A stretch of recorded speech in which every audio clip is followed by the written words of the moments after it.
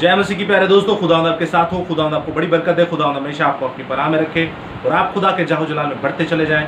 खुदावंद की तमाम बरकतें, नेमतें और फजीलतें आप हासिल करते चले जाएं और खुदावंद हमेशा आप पर अपना साया बनाए रखे। दोस्तों, आज का कलाम मुकद्दस, कलाम खुदा, जो कि खुदा रूहुल कुदुस के वसीला से पेश होने को है।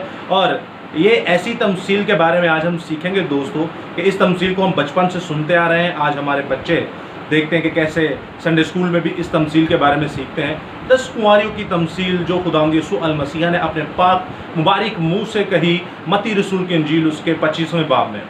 तो दोस्तों, आइए हम सीखते हैं आज इसको वर्स टू वर्स, एक एक आयत को टटोलेंगे कि कैसे खुदावंद ने अपने गहरे भेद और मुकाशफात और उम्मीद खजाने हमारे लिए रखे हैं इस कलाम में, कि कैसे इस 10 कुंवारियों की मिसाल में इस तमसील के अंदर ही हमें पैदाइश की किताब के बारे में, यानी कि जो गुजर चुका उसके बारे में बताया गया है, और जो आने वाले वक्तों में यानी मुकाशफा की किताब में लिखा है, वो सारे गहरे भेदों को इस कलाम मुकद्दस में समो दिया गया है। तो आज हम देखेंगे कि खुदा रूहुल कुदुस कैसे हमें इन चीज़ों के बारे में बताता है। तो अपने दिलों को खोलिए ताकि खुदावंद का कलाम उसमें आ सके, खुदावंद का कलाम आपके दिलों में घर कर सके और इस कलाम खुदावंदी को आप आगे शेयर करने वाले हो। तो मैं आपके सामने पढ़ता हूँ 25वां बाब, उसकी पहली से 13वीं आयत पर यह मुश्तमिल है तमसील। उसके बाद हम एक एक वर्ड्स को देखेंगे कि खुदावंद ने हमारे लिए क्या कलाम रखा है आज के दिन।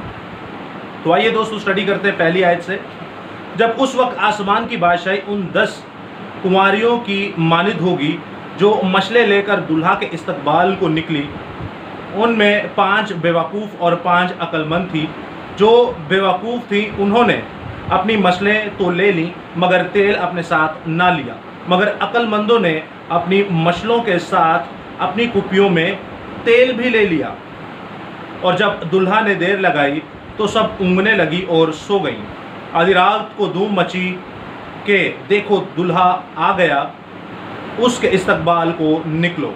उस वक्त वो सब कुंवारियाँ उठकर अपनी मशलें दुरुस्त करने लगीं और बेवकूफ़ ने अक्लमंदों से कहा कि अपने तेल में से कुछ हमको भी दो, क्योंकि हमारी मशलें बुझी जाती हैं। अक्लमंदों ने जवाब दिया कि शायद हमारे तुम्हारे दोनों के लिए काफ़ी ना हो।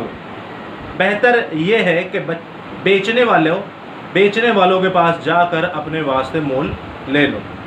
जब वो मोल लेने जा रही थी तो दुल्हा आ पहुंचा और जो तैयार थी वो उसके साथ शादी के जश्न के लिए अंदर चली गई और दरवाज़ा बंद हो गया।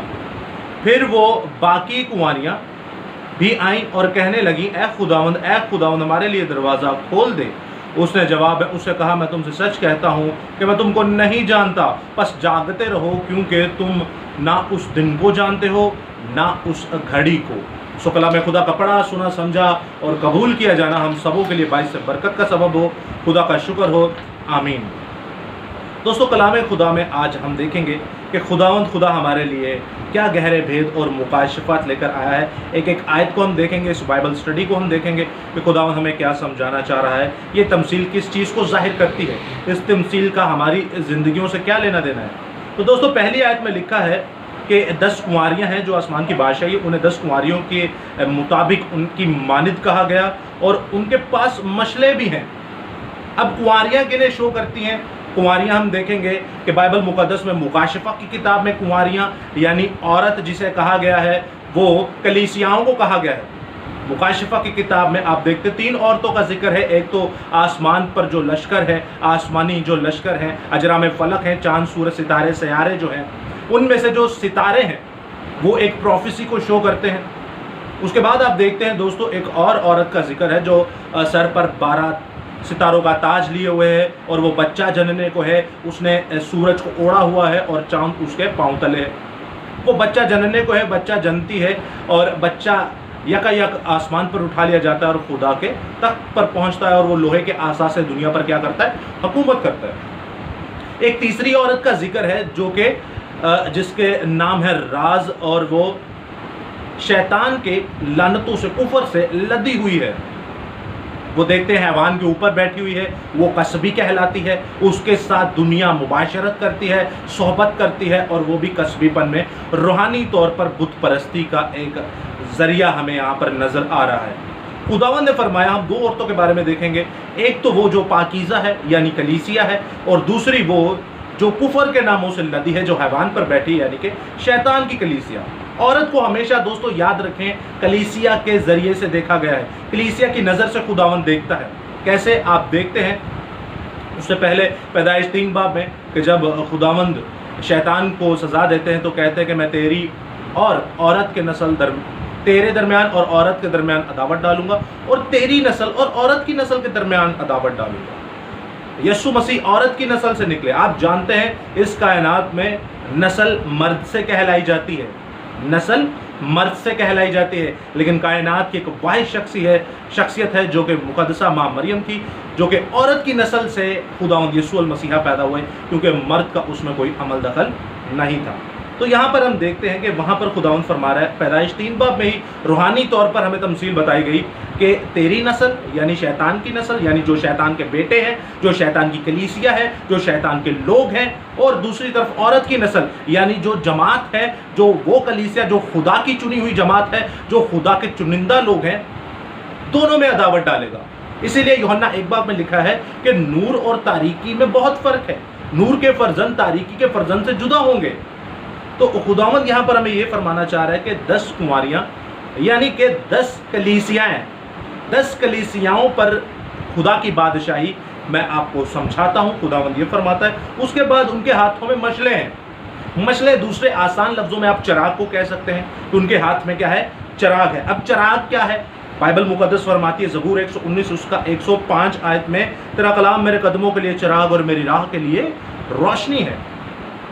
कलाम यानी कि बाइबल मुकद्दस, यानी कि खुदावंद खुदा, यानी खुदा रूल कुदस, यानी यस्सु अल मसीहा, यानी यस्सु अल मसीहा के मुंह से निकली हुई शरीयत हमारे कदमों के लिए चिराग और हमारी राह के लिए रोशनी है। अब यहाँ पर हमें कुछ पिक्चर नज़र आ रही है पहली आयत में कि 10 कलीसियाएँ हैं, 10 अलग अलग जमातें हैं जिनके पास खुदा का कलाम है, जिनके पास खुदा का कलाम है। उसके बाद हम देखते हैं कि कलाम होना कैसा चाहिए। आज सारे मसीही जो हैं वो मसीही नहीं है।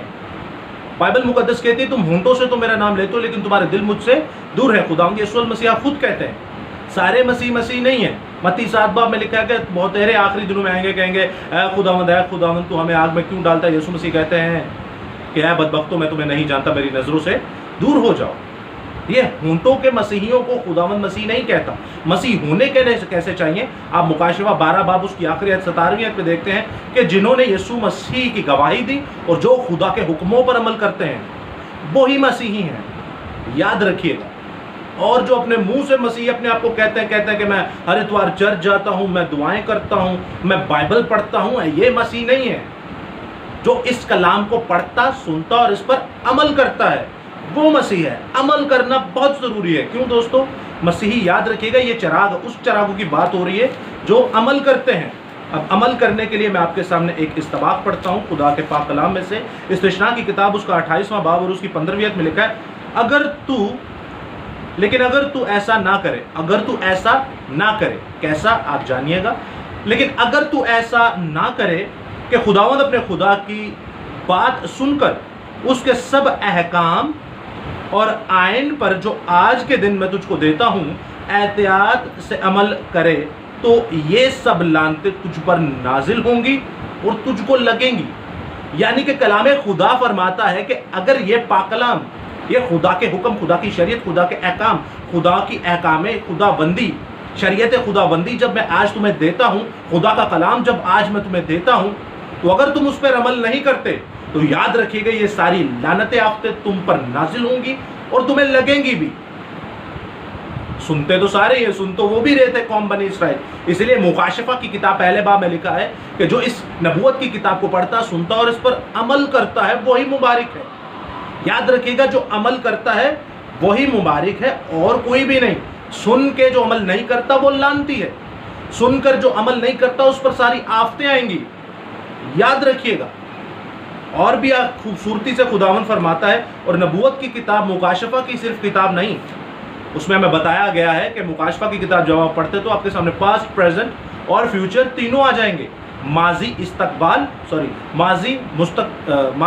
और प्रेजेंट हाल और मुस्तकबिल आपके सामने तीनों कंडीशंस होंगी, यानी कि पैदाइश की किताब से लेकर मुकाशफा की किताब तक जो उसे पढ़ता है, सुनता है और उस पर अमल करता है, वो ही इस कलाम खुदाबंदी में अपने आप को यीशु मसीह का बेटा, यीशु मसीह की जमात और हाथों में चिराग ली हुई कुंवारी, यानी कि हाथों में चिराग ली हुई जमात है।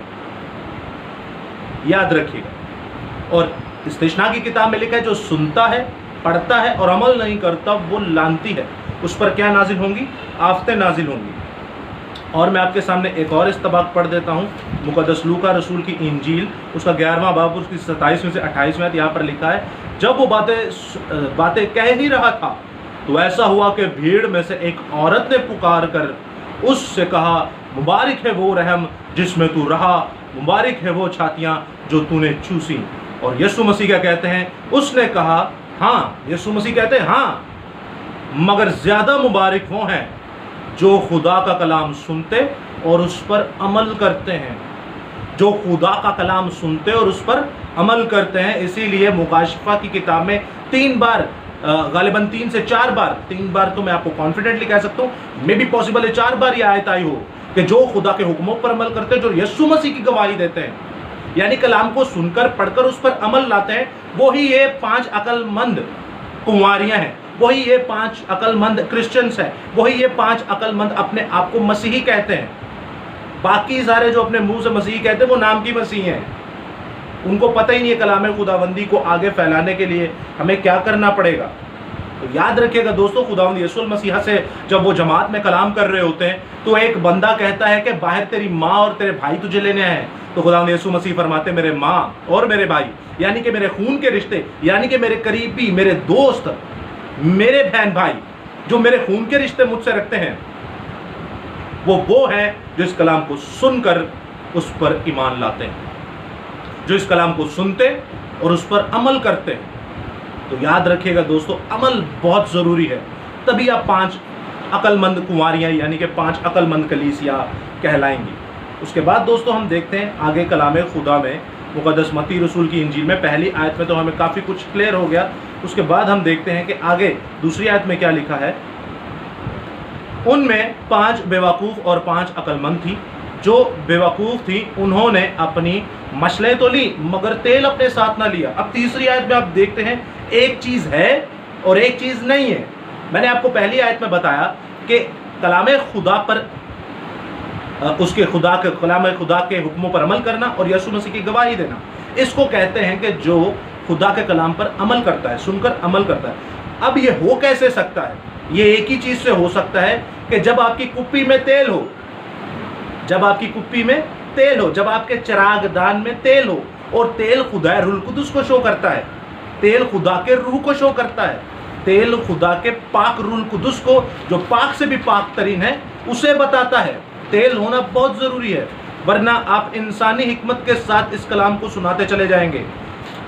तेल कैसे खुदा के रूह को शो करता है, मैं आपके सामने एक इस्तबाक पढ़ लेता हूँ। ज़बूर की किताब, उसका 133वां ज़बूर, ज़बूर की किताब 133वां ज़बूर, मेरे साथ आप निकाल सकते हैं जो स्टूडेंट्स हैं। और उसके बाद हम देखेंगे उसकी पहली से दूसरी आयत। यहाँ पर कुछ यूं मरकूम है, देखो ऐसी अच्छी और खुशी की बात है, देखो कैसी अच्छी और खुशी की बात है कि भाई बाहम मिलकर रहें, भाई बाहम मिलकर रहें। दूसरी आयत में लिखा है, टू दी पॉइंट जो वर्ड्स है हमारी, ये उस बेशकीमत तेल की मानित है जो सर पर लगाया गया और बहता हुआ दाढ़ी पर, यानी हारून की दाढ़ी पर आ गया, बल्कि उसके पराहन के दामन तक जा पहुंचा।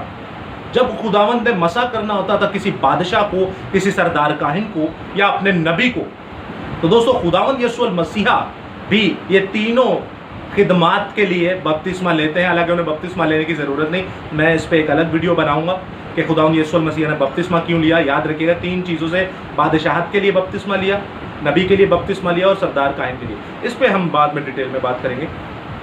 तो यहाँ पर खुदावंद फरमा रहा है कि कैसे जब तेल मुकद्दस हारून के ऊपर उंडेला गया तो वो दाढ़ी से होता हुआ नीचे प्राण तक चला गया, पैरों तक चला गया, यानी कि पूरा खुदा का रूह कुदस, खुदा की रूह उसके अंदर आ गई और वो खुदा की खिदमत करना शुरू हो गया।